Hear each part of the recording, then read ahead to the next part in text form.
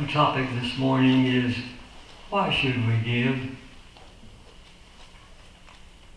And our passage is 2 Corinthians chapter 8, verses 1 through 5, and 7 through 15, and 24. That's 2 Corinthians 8, 1 through 5, 7 through 15, and 24. Remember, it's better to give than to receive. Usually, you see, when you see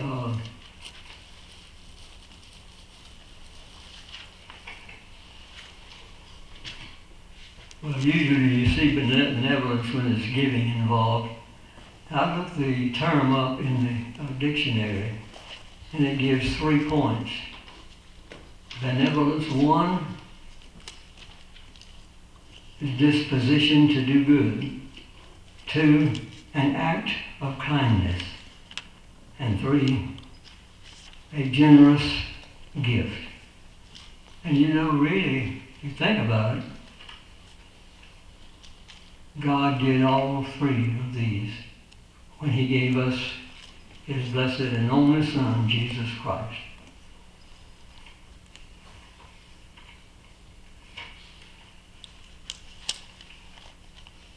The story is told of a young widow with children,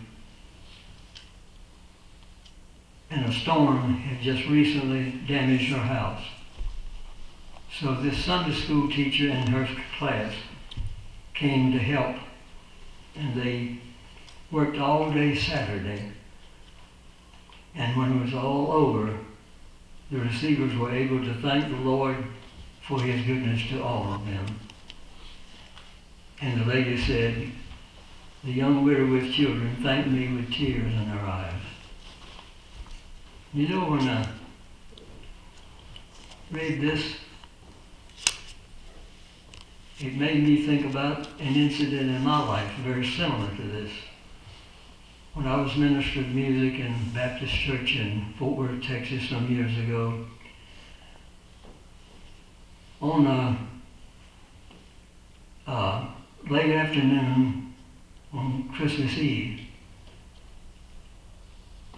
my first wife and I were getting groceries at the store and paying for it, as a lady from our church came up to us, and she asked us if we had anything very important we needed to do in the next hour or so. We said, no, not really. She said, well, let me share something with you. She said, there is a widow lady, not really a widow, but practically the same difference, I guess you'd say. The husband left her right there at Christmas season, and the 2 children. And you can imagine what that meant and how she must have felt. So she said, this lady that told me about that is my next door neighbor and a friend. And she said, I'm putting some money together. I'd like to get some groceries for them because I know that's what they need immediately. She said, and I said, all right, I'll put some with it too. And she said, I just wondered if you all might like to do the same, and maybe from 3 people we'd have enough to really make it count for them. We said, yes, we'd be glad to do that. Be honored to do it. So we left, and she said, I'll show you where it is, where to go. So I followed her directions, and we came to an area in Fort Worth that I'd never been in before. And it must have been next to poverty. The homes were substandard, not near like the average home today. And in fact, this house was a two-room house, if you can envision that. Kitchen and bedroom. So when we got out, it was very cold, by the way, and windy. And the 2 children were playing in the yard. And they both had on short sleeve shirts and short pants. I said, I know they have to be chilly. My wife said, yes. So he spoke to them, they spoke to us and continued to play. So we walked up to the door and I knocked. And this lady's voice said, yes, who is it? And I said, well, ma'am, you don't know us and we don't know you. But God felt that you needed some help. And we felt the same. So we just wanted to come and bring you a little food if that's all right. There was a pause for a moment. She said, well, you can come in.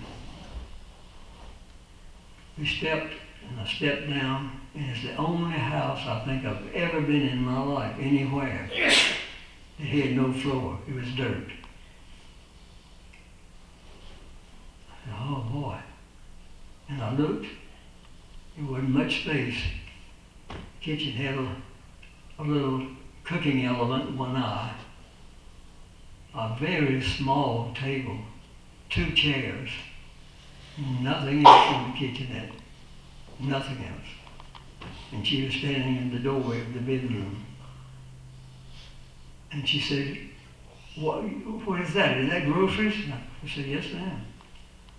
She said, well, you made a mistake. I didn't order any groceries. I said, well, I know you didn't order any groceries, but God ordered some for you. And we delivered them.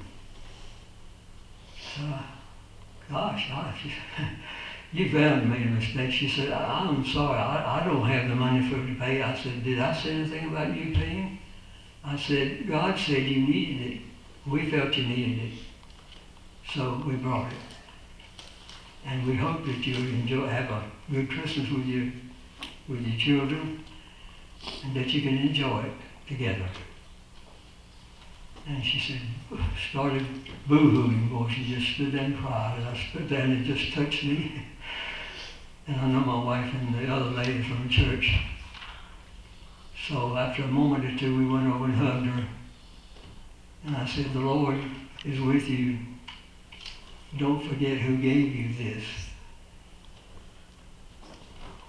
I said, Merry Christmas and a Happy New Year to you and yours. And I said, I hope maybe we'll be able to do something more. I know you need more. So we left. And when we got back, I spoke to the pastor and the deacons. And I'm here to tell you I was very disappointed. They didn't seem to feel the way we did. They didn't have any compassion for these people. They didn't say anything to the congregation or anything. Nothing else was said or done. But one thing I realized later was that it may have been a lot less, but we should have made a return trip when we could, my wife and I. But we failed. We let other things come up. But anyway, that sort of taught me, I guess, something more about benevolence and love and giving. And that's basically, I think, what it's mostly about. And according to Paul and his writings in 2 Corinthians, that is exactly what it was about.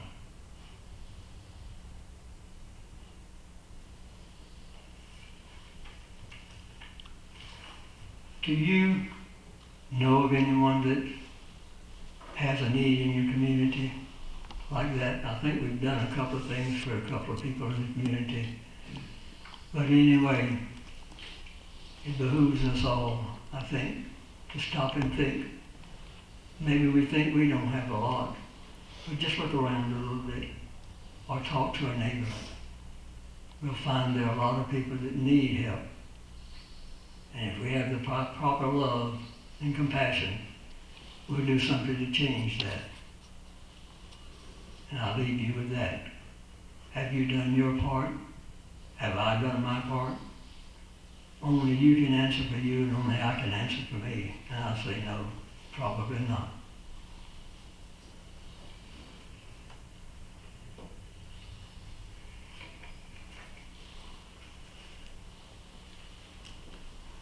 Our worship of commitment of discipleship is hymn selection number 59.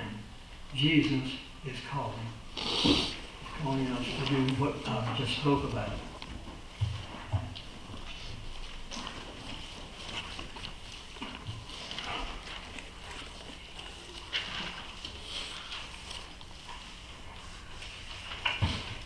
So I'm a little slow at the pages, but we can stand if you have your page.